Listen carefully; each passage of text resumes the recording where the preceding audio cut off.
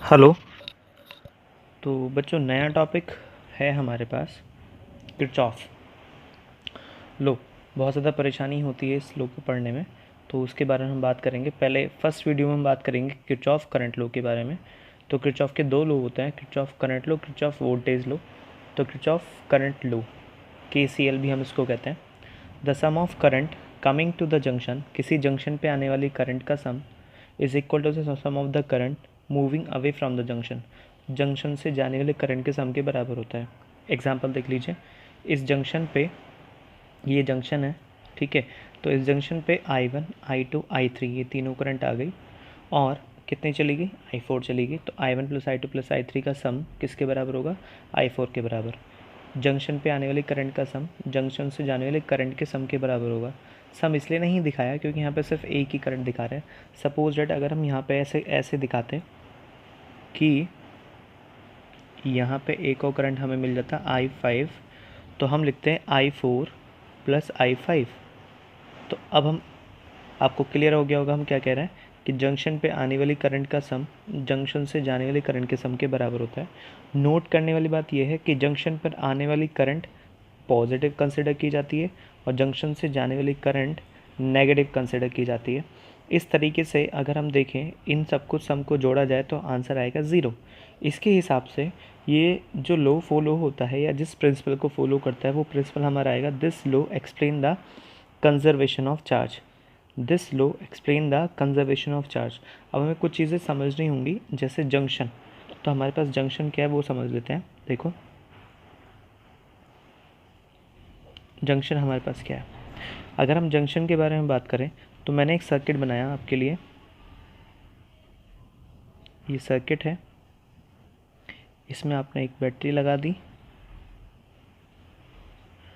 और बीच में भी एक आपने रेजिस्टेंस इसमें डाल दिया। तो point A, B, C, D, E, F। बेटा हमेशा उस पॉइंट को जंक्शन बोला जाएगा जहाँ पे 3 या 3 से ज़्यादा वायर आपस में आके टच हो रहे हैं। क्या A को जंक्शन बोले, नहीं, क्योंकि एक वायर दो वायर हैं। क्या B को जंक्शन बोले, नहीं।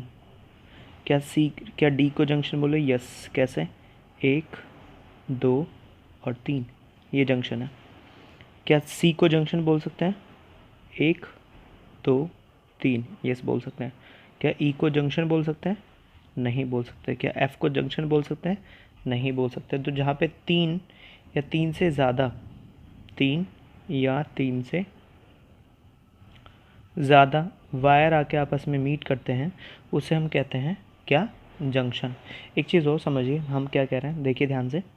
मान लीजिए कि एक करंट आपके पास आई है यहाँ पे 3 एम्पियर, यहाँ पे आ गई आपके पास 4 एम्पियर, यहाँ पे आपके पास आ गई 7 एम्पियर। तो यहाँ से जो करंट बाहर जाएगी वो क्या होगी, 7, 3, 10, 10 और 4, 10 और 4, 14। तो 14 एम्पियर करंट यहाँ से चली गई। इसी में क्या होता है, इसी में ये होता है कि मान लीजिए आपने यहाँ से करंट ली I1, यहाँ से करंट ली I2, यहाँ से करंट ली आपने I3, ठीक है। और जो यहाँ से करंट जा रही है उसका नाम हमने दे दिया I4। I3 की डायरेक्शन हमने ये दिखा दी। अब मैं आपसे कह रहा हूँ कि ये 3 एम्पियर है, ये मेरे पास 4 एम्पियर है, I4 की वैल्यू 10 एम्पियर है। I3 क्या होगा, ध्यान से देखेंगे। जंक्शन पे आने वाली current I1 plus I2, junction से जाने वाली करंट I3 और I4 के बराबर।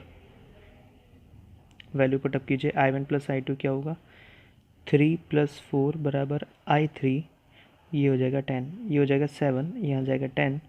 तो 7 - 10 बराबर I3। तो I3 की वैल्यू मेरे पास आ गई -3 एम्पियर। अब करंट माइनस में सर इसका क्या मतलब है, करंट की वैल्यू से सही है। देखो सोचो, ये 3 है, ये 4 है, यहाँ पे 10 कैसे आ सकती है। इसका मतलब जो करंट की डायरेक्शन ने I3 ली है वो करंट डायरेक्शन हमारी गलत है। सही डायरेक्शन क्या आएगी, ये। अब इस डायरेक्शन के हिसाब से देखो कि 3 एम्पियर ऊपर जा रही है, 3 ये 3 ये और 4 ये, तभी तो 10 बाहर आएगी। तो अगर तुम्हारा कभी भी किसी भी न्यूमेरिकल करते हुए, किरचॉफ को कोई भी न्यूमेरिकल करते हुए करंट नेगेटिव आ जाती है, तो करंट नेगेटिव आने का मतलब ये है कि आपने सर्किट में जो करंट की डायरेक्शन ली है, जैसे I3 माइनस आ रहा है, मतलब I3 की जो डायरेक्शन ली है वो डायरेक्शन जैसी आपने लिया उसकी अपोजिट डायरेक्शन आएगी। इतना बात आप ध्यान रखेंगे, बाकी आपकी वैल्यू बिल्कुल सही है। क्लियर हो गया? ये था हमारा किरचॉफ का फर्स्ट लॉ, जिसे कहते हैं Kirchhoff current law, KCL। Next video में हम बात करेंगे KVL की। ठीक है, थैंक यू।